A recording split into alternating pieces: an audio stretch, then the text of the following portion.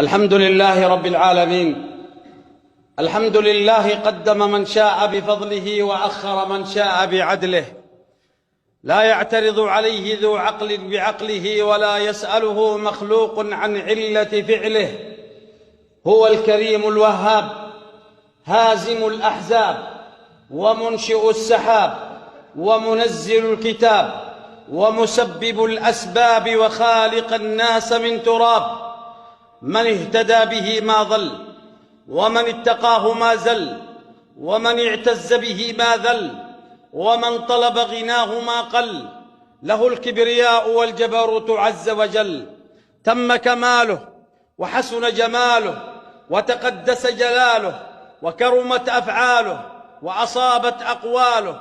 اطلع فستر وعلم فغفر وحلم بعد أن قدر، وذكر من ذكر وزاد من شكر، وقسم ظهر كل من تجبر وكفر. نحمده على حزن الأمر وسهله، ونحمده كما حمد نفسه وكما حمده الحامدون من جميع خلقه، ونستعينه استعانة من فوض أمره إليه، ونستغفره استغفار مقر بذنبه معترفا بخطيئته.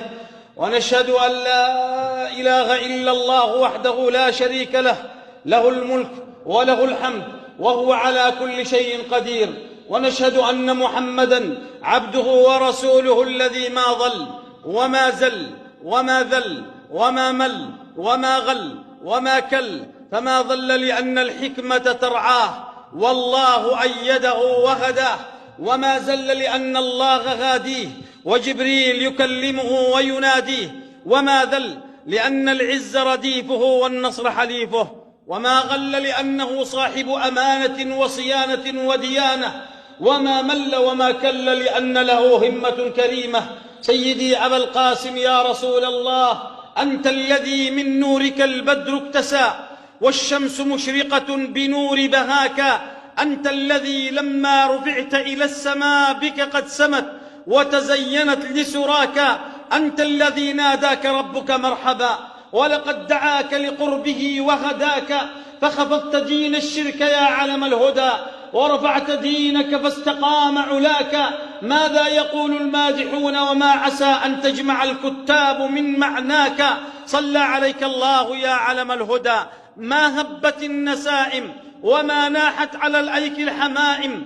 أما بعد فيا إخوة الإيمان والعقيدة، أوصيكم ونفسي أولا بتقوى الله تعالى وطاعته، إنها وصية الله لنا، ولقد وصينا الذين أوتوا الكتاب من قبلكم وإياكم أن اتقوا الله. يا أيها الذين آمنوا اتقوا الله وقولوا قولا سديدا يصلح لكم أعمالكم ويغفر لكم ذنوبكم، ومن يطع الله ورسوله فقد فاز فوزا عظيما.